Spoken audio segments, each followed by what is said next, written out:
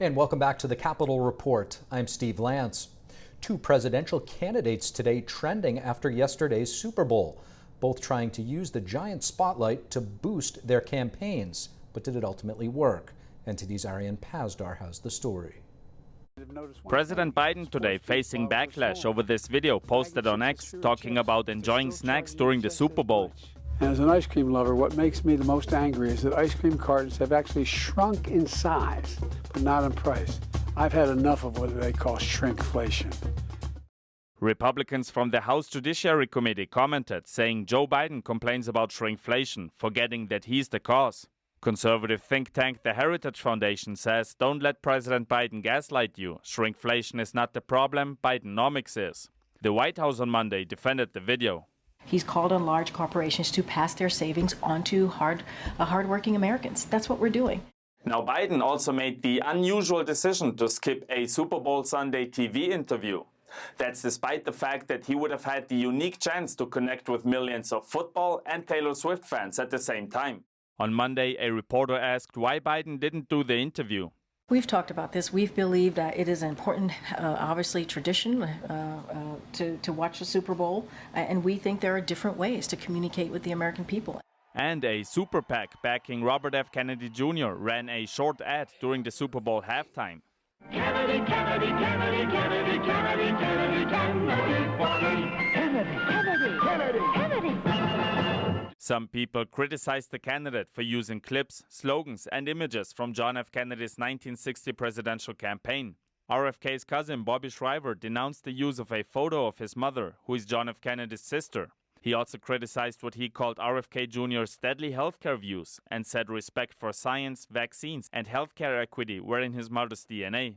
Kennedy later apologized, saying he's sorry the advertisement caused anyone in his family pain.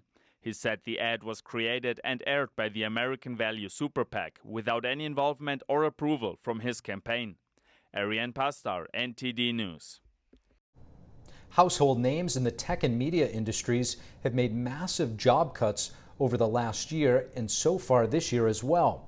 Here with us to discuss what this means for unemployment, the economy, and ultimately the state of journalism is Joel Griffith of the Heritage Foundation. Joel Griffith, thank you so much for joining us. Hey, thanks for having me again. Of course, Joel, more than 20,000 U.S. based tech employees, tech workers have lost their jobs so far this year. This year we're only in February, and that's on top of 191,000 workers laid off last year. What are the factors playing into these job losses, and what story does it sort of tell in terms of the types of jobs being lost or gained into the broader economy? Well, as you mentioned, we lost close to 200,000 tech jobs through layoffs last year. That was an acceleration from the prior year. And now we're on track this year to possibly be at $240,000 lost throughout the entirety of the year. You know, some of these tech firms have laid off upwards of 30% of their total workforce. And this is ranging from Amazon layoffs all the way up to a lot of smaller companies that most of us aren't familiar with by name. But this bears testament to a bigger story overall in the jobs market. Despite the headlines that we see over the last few months of new jobs being added, if you look at the total number of full-time jobs, so we've actually lost more than 1 million full-time jobs over the past 9 months or so. And the reason why we see the total number of jobs increasing, well, that's because we have seen a lot of folks taking on additional part-time work to deal with the inflation crisis. Joel, we're in the media business, obviously. We're seeing that the media landscape is taking a significant hit as well with, the Washington Post, the Los Angeles Times cutting, I think, 20% of its staff, not all journalists, but a significant amount. What does this mean, I guess, for the quality of journalism and the coverage of important issues that are facing us right now? Well, we've seen some other layoffs too. I mean, look at Sports Illustrated over the last few weeks. They've laid off pretty much their entire staff, a publication that has been around for decades. So yes, this is a severe problem, not just affecting the broader tech sector, but media as well, and even retail is being hit. I do think there is a hunger for real journalism at the same time that we've seen Sports Illustrated, which became woke, and the LA Times, which has been far from unbiased for many years, we see entities like Epic News at record circulation, and we see far more objective publications like Wall Street Journal doing quite well also. I must say, shameless plug, you are right. The Epoch Times, we're blessed to say that we are continuing to grow in this tough time. How many jobs would you say that we're talking about here and in general have been victim to the development of artificial intelligence, AI?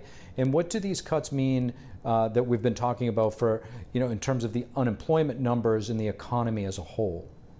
Well, I think that the danger of layoffs related to AI have been overblown, and really to the extent that AI will help all of us do our jobs more productively in the future.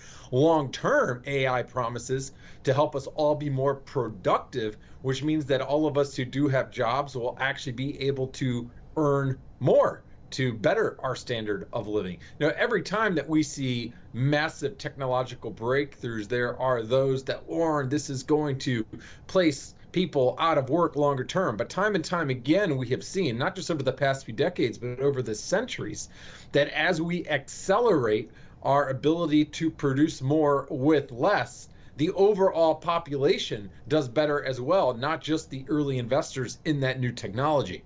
Joel Griffith, really appreciate you joining us. Thank you. Thank you. Thank you for watching the Capitol Report. If you want to see our full broadcast, check us out at epochtv.com.